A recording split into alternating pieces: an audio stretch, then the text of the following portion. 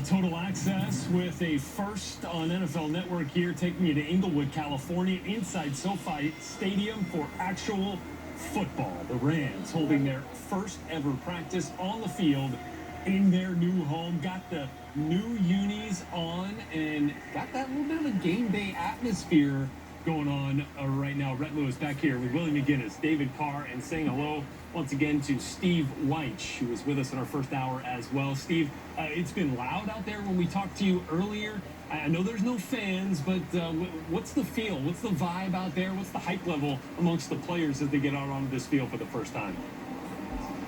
Yeah, I think David, Willie, and even you, Rhett, from your days in Indiana, would kind of take. It's got kind of a spring college football game feel to it. Okay, there's no fans here. But it is a new stadium. The first time this whole team has been here, so they're trying to get acclimated to the surroundings, to their locker room. And so now you're seeing the offense in the white on this side of the field. The defense is in the blue. Sean McVay getting his headset ready. So this is a trial run for everything they're going to have to go through since we have no preseason football game. So this is kind of a dress rehearsal. They're going to go through this next Saturday, too, with a scrimmage that is a full... Okay, we're going to have to cut the cameras here, guys. They're telling us we've got a wrap. So we're going to, but we've stocked some footage from before. And we've got a lot of stuff to show here. But the stadium, first off, is absolutely incredible. But some of the things you want to talk about, Willie and David, with the Rams, as we kind of get things going here, is their running game, right? So this offense, we've got to get back to the running game. And Willie, I want to start with you because it starts with the offensive line. The offensive line was not great last year. And they're going to have pretty much the same unit back. Rob Havenstein, he missed 7 games with injuries, but he's back. So physically, what they're lining up with is not much different. They've got one of the best offensive line coaches in the NFL, and Aaron Cromer. And Willie, as I send it to you, the importance of this running game, because they've got 3 talented guys replacing Todd Gurley. But to me, if that offensive line can't get it going, then all of this talent and everything Sean McVay can do as a play caller might be for relative naught. Yeah, and I think when you talk about having a potent running game and protection, it starts with the guys up front in the trenches. You won't be able to throw the ball or run the ball without a good and healthy offensive line. And Steve, when you talk about their health and what they were able to do, that brings a different question to my mind. This team was one of the best at play action. At one point, Gurley was one of the best running backs in touchdowns and yards. And, we even had conversations, and he almost won the MVP of the league. Now, with Todd Gurley gone, and you mentioned 3 running backs, is it running back by committee?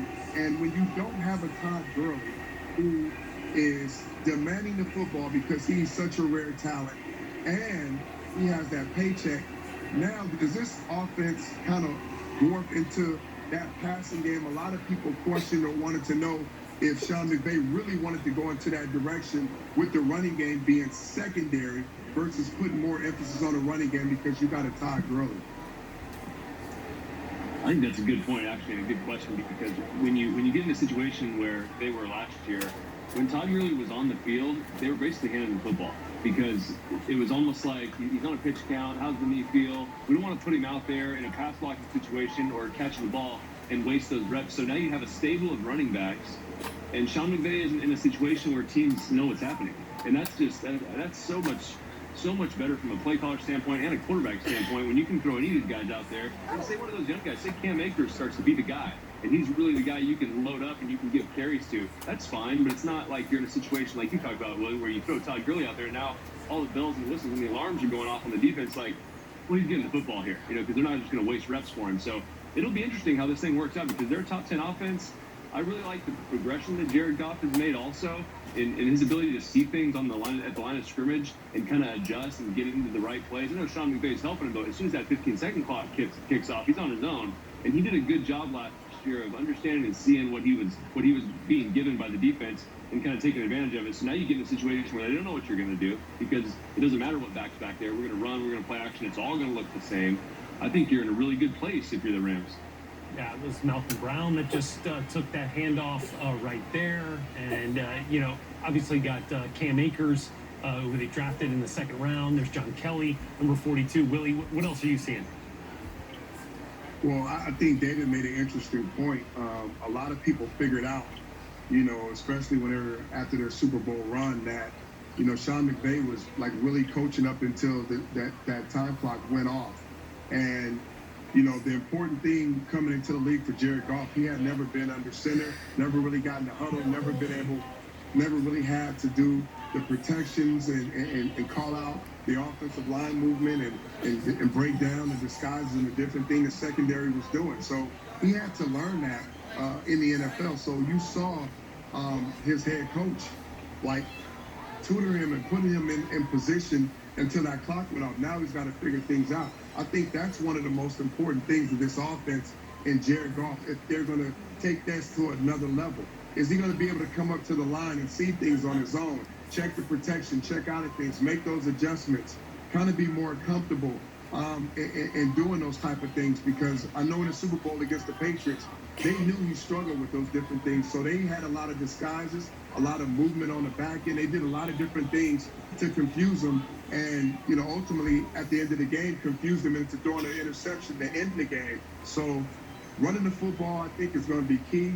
But what he is able to do at the offensive line is going to be crucial to the success of the offense. Yeah, no question about it. And as you get a look at some defensive line early part of practice drills right there, I was just about to make a comment. Whoever draws the short straw is the lineup opposite Aaron Donald. Man, you feel the pop. You guys just saw that there, and they're not even really going full speed here. But that's something we've come to expect from Aaron Donald. Steve Wyche, outside of the usual suspects, anybody else that's been standing out thus far at training camp? Yeah, well, and they better stand out today because some of these young players, rotational guys and backup guys, their repetitions are going to go down from here because we're 3 weeks out from that regular season opener. So Van Jefferson, the wide receiver out of Florida, he's the son of former NFL wide receiver Sean Jefferson. He has been killing it. I mean, they talk about him every day. Right now he's the number 4 wide receiver behind Cooper Kupp, Robert Woods, and Josh Reynolds. But he's someone who's going to get a lot of reps, in this game today. Of course, Cam Akers. Willie, there's a player here who is flashed, who's got the same physical specs as you. His name is Terrell Lewis. He is a rookie out of Alabama. 6'5", 270, physical freak. They are looking for help at outside linebacker in any way, shape, or form. They got Leonard Floyd, but their entire linebacker crew is gone from last year. And he's a player tonight who also has to show. And one thing I was told is when they get into the third unit, some of the guys in the back end, they are going to tackle live. The other 2 units are not going to go in there, but they're going to get after it at the scrimmage. Steve, did you say physical freak? And did you mention my name? Or were you talking about Lewis? I did. I think I mentioned it twice. Okay, I'm just making sure. Because that was my playing weight. That was my size, 6'5", 270. And when you look at this kid, you say, yes, this is an outside rusher. The long arms, being able to set the edge and get after the run game and get to the quarterback. So you mentioned it. They lost a lot of players on the defensive side, especially at the linebacker position. But one thing I know, Joe Barry, he's the linebacker coach, played with me at UFC. They've got a good eye for talent. They know what fits the scheme. They know what they're trying to do. And, they've been fortunate to have a lot of really good linebackers over the last few years in that system. So if this kid can play, which he looks like he fits he checks all the boxes, they won't have much loss there. Yeah, no question. You were looking at number 52, Terrell Lewis, the third-round draft pick out of Alabama. If not for some injury concerns, might have gone even higher. And then he was working with Leonard Floyd, Steve Wyche was talking about as well, brought in to help the edge game of that LA Rams defense. Fun look there at the Rams live on the field from SoFi Stadium for the very first time ahead of their Week 1 opener against the Cowboys on Sunday Night Football.